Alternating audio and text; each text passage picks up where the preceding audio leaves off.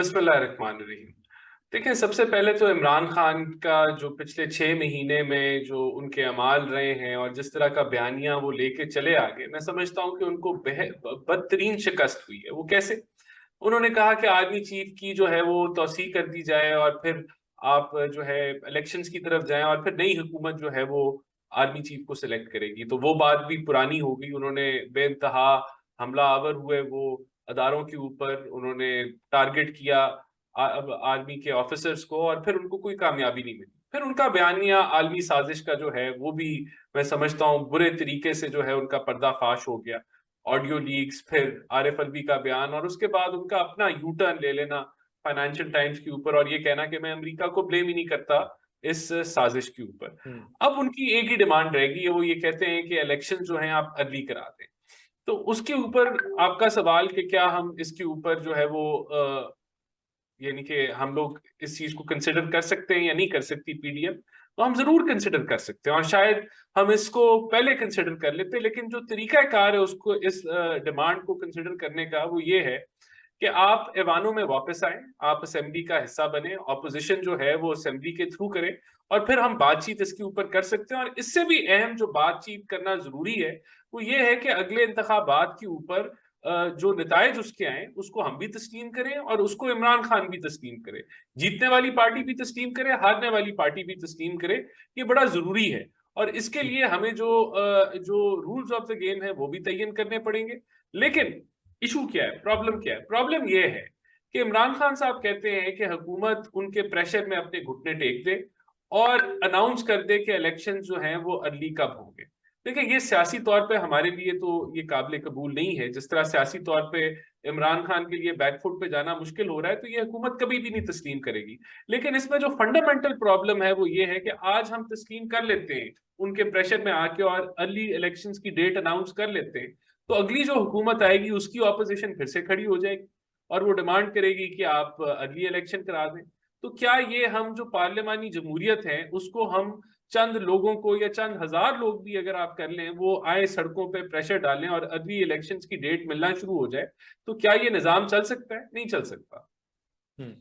अच्छा राना साहब, आपकी बात से जो मैं पिक कर सका हूं, तो मुझे ये फील आ रही है कि शायद गवर्नमेंट जो है वो 29 नवंबर की तैनाती तक वेट कर रही थी कि ये सारे मामलात अफाम तफहीम के साथ हो जाएं, तो फिर किसी हद तक अर्ली इलेक्शन को कंसीडर किया जा सकता है। अगर इमरान खान साहब जो है वो सियासी तरीके से बामी मुशावरत से या बैकडोर राब्तों के साथ अगर साथ हमारे बैठेंगे, तो इस मामले को कंसीडर किया जा सकता है। क्योंकि इससे पहले हम सुन रहे थे, इस तैनाती से पहले तो गवर्नमेंट कह रही थी कि किसी सूरत में अर्ली इलेक्शन का सवाल ही नहीं पैदा होता। तो ये अब लग रहा है कि इस तैनाती के बाद थोड़ी सी फ्लेक्सिबिलिटी आई है, आप इसको सीरियसली जो है कंसीडर कर सकते हैं इमरान खान की इस डिमांड को।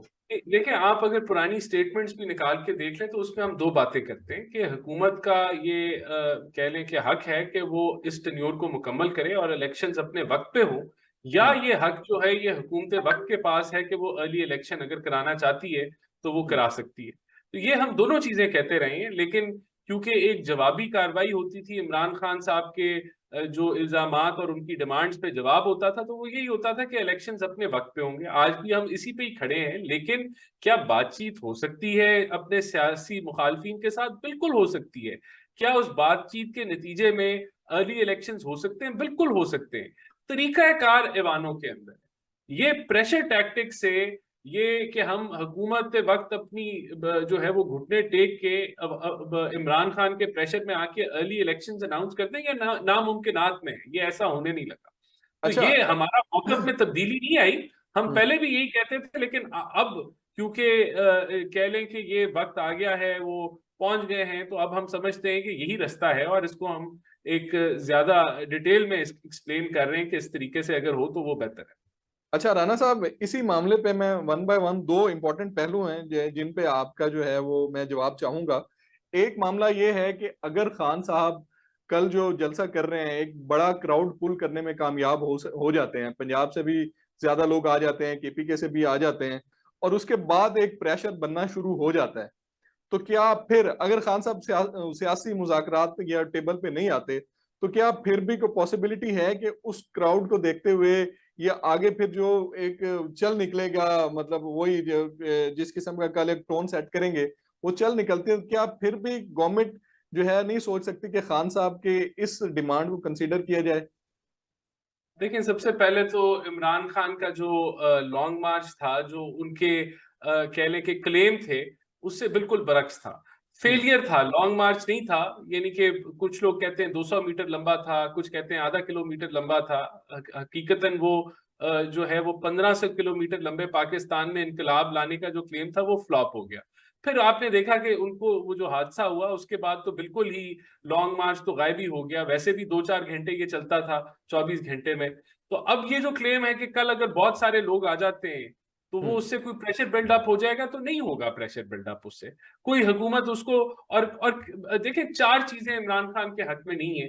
ना ताहिरुल कादरी साहब इधर मौजूद हैं कि जो धरने को एंकर कर सकें, ना वो मीडिया मौजूद है जो खाली कुर्सियां नहीं दिखाता था, इमरान खान साहब का कंटेनर दिखाता था, ना जो है वो पसे पर्दा एम्पायर खड़ा है, बैठा हुआ है कि जो है कोशिश कर रहा था कि हम किसी तरीके से आउट डिक्लेयर कर दें, और ना जो है वो यहाँ इनके एटीएम्स मौजूद हैं और उस तरीके से जो है इनको वो सपोर्ट हासिल है जो पहले थी। तो मैं समझता हूँ कि कुछ नहीं होने लगा। अगर एक दिन अच्छा क्राउड आ भी जाता है तो उसको सस्टेन नहीं कर पाएंगे इमरान खान साहब। अभी तक नहीं कर पाए, अभी तक कुछ नहीं दिखा पाए अवाम साहब, इमरान खान साहब सड़कों के ऊपर। तो कल का मैं तो नहीं समझता कि इसके ऊपर कोई हुकूमत जो है वो प्रेशर में आ जाएगी। अच्छा राना साहब, इसी का जो दूसरा पहलू है वो मेरा ख्याल में बड़ा संजीदा पहलू है, आप भी उसे इत्तेफाक करेंगे। वो है मईशत के हवाले से। आपकी गवर्नमेंट को अब तकरीबन 8-9 महीने हो चुके हैं, मईशत की जो सूरत हाल है वो भी आपके सामने है। और जो फॉरेन एक्सचेंज रिजर्व्स हैं वो भी आज एक रिपोर्ट थी कि $7.8 बिलियन तक आ चुके हैं। और अगले दिसंबर में $1 बिलियन जो है वो आपने पे भी करना है। तो इसी तरह हालात दिन ब दिन खराब होते गए, महंगाई बढ़ती गई, वो भी स्टेट बैंक की आज जो है वो रिपोर्ट भी आई है, महंगाई बढ़ती गई। और इलेक्शन अपने टाइम पे हुए तो उसका पॉलिटिकली आपको नुकसान भी तो हो सकता है फिर। देखिए, मईशत वाकई मुश्किल हालात में है, दुनिया में एक क्राइसिस है। इस जब हमें हुकूमत मिली तो $1 की शॉर्टेज थी, आईएमएफ के साथ एक डिस्ट्रस्ट था, और मैं समझता हूँ चाइना सऊदीया के साथ दूरी थी और इकोनॉमी खोखली हो चुकी थी। अगर मैं तीन चीजें बयान कर सकूं, जी। नंबर एक, आपका जो 72 साल में जो गर्जसी कर्जा 1100 में अरब का गया, वो 2500 अरब पे ये छोड़ गए 3.5 सालों में। गैस सेक्टर में जीरो होता था, वहां 1400 अरब का छोड़ गए। 20,000 अरब के इन्होंने कर्जे लिए, और फिर भी मुल्क जो है वो उसके पास डॉलर्स की शॉर्टेज थी। तो आज एक मुश्किल हालात हैं, इसलिए हमने मिसाके मईशत की बात की। आगे क्या बहुत सारी आसानियां आने लगी हैं? नहीं आने लगी। हालात मुश्किल ही रहेंगे, प्रेशर्स हैं। हमें इसलिए पॉलिटिकल स्टेबिलिटी की जरूरत है, जहां इमरान खान साहब इंस्टेबिलिटी फैला रहे हैं। तो यही वजूहात हैं कि हम समझते हैं कि ये मुल्क की इकोनॉमी के खिलाफ, मुल्क की सालमियत के खिलाफ, ये जो इनकी जो पॉलिटिकल इंस्टेबिलिटी और जो झूठे बयानिए पे ये करते रहे, उससे मुल्क को नुकसान पहुंचा है। हमारे पास देखें, हम कोई ये चीजें जो है कोई जादू की छड़ी नहीं है जिससे चीजें बेहतर हो जाएंगी, लेकिन मुश्किल हालात में एक डूबती हुई इकोनॉमी के अंदर बेहतरी लाना और उसकी जो जो कह लें कि गिरावट है उसको रोकना भी कभी कभार मैं समझता हूँ एक बेहतरीन इकोनॉमिक मैनेजमेंट में आता है। तो हम वो इकोनॉमिक मैनेजमेंट कर रहे हैं जिसमें इस मुल्क को दिवालियेपन से बचा कर बैठे हुए हैं, और इस मुल्क को इंशाल्लाह आगे भी जो है दिवालिया नहीं होने देंगे और इन चीजों को बेहतरी की तरफ लेके जाएं। ठीक है। अच्छा, दूसरा, आज आपने सुना होगा राना सनाउल्लाह साहब ने प्रेस कॉन्फ्रेंस की है। और नॉर्मली जो आज उनकी टोन थी वो उससे पहले जो है ना हमें कम ही देखने को मिलती है। और आज उन्होंने खान साहब को एक बड़ी ऑफर भी कर दी है कि अगर इमरान खान साहब चाहें तो मैं उनकी मुलाकात जो है वो मियां शहबाज शरीफ साहब से भी करवा सकता हूँ और मियां नवाज शरीफ साहब से भी करवा सकता हूँ। तो खान साहब की आज इस टोन को आप कैसे देखते हैं? आपने भी वो प्रेस कॉन्फ्रेंस सुनी होगी, सॉरी, राना सनाउल्लाह साहब की टोन को। देखिए, राणा सनाउल्लाह साहब पहले हमेशा जवाबी कार्रवाई करते रहे, हम्म। उन्होंने कभी स्टार्ट जो है वो सख्त टोन से नहीं किया। लेकिन हम समझते हैं कि जिस नहज पे मईशत है, जिस नहज पे ये मुल्क के जो मसाइल हैं, और पहले ही वो शिकस्त पजीर हो चुके हैं इमरान खान साहब। ये देखें, हमारे लिए एक पॉजिटिव है, उनके लिए नेगेटिव है कि आर्मी चीफ लग गया, वो चाहते थे ना लगे। तो हम एक अपर हैंड पे हैं आज सियासी तौर पे, लेकिन उसके बावजूद वो ऑफर देना राना सनाउल्लाह का, ये निशानदेही करता है हुकूमत की पॉजिटिविटी, कि हुकूमत इस मसले को रिजॉल्व करना चाहती है। अब बॉल जो है इमरान खान साहब के कोर्ट में, और हुकूमत आज ही नहीं, देखें, जब ये लोग जिमनी इलेक्शन जीते थे पंजाब में हमने मुबारकबाद पेश की, 15 सीटें ये जीते।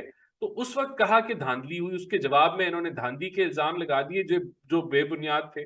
इसी तरह जब इन्होंने कहा कि हम दहशतगर्दों से या अलैदगी पसंद से बात कर लेंगे, हम इन चोरों से बात नहीं करेंगे, तो ये इस तर्ज पे जब आप ऑपोजिशन करेंगे तो फिर उसका नतीजा अच्छा नहीं होगा। आज हमारी तरफ से ये जो ऑफर आई है, ये एक पॉजिटिव स्टेप है। राना सनाउल्लाह साहब जो हैं, एक पॉजिटिव उन्होंने रास्ता दिया है कि हम इस मामले को मिल बैठ के सुलझा लें। इलेक्शंस भी जो है उसकी डेट के ऊपर भी बातचीत हो जाएगी।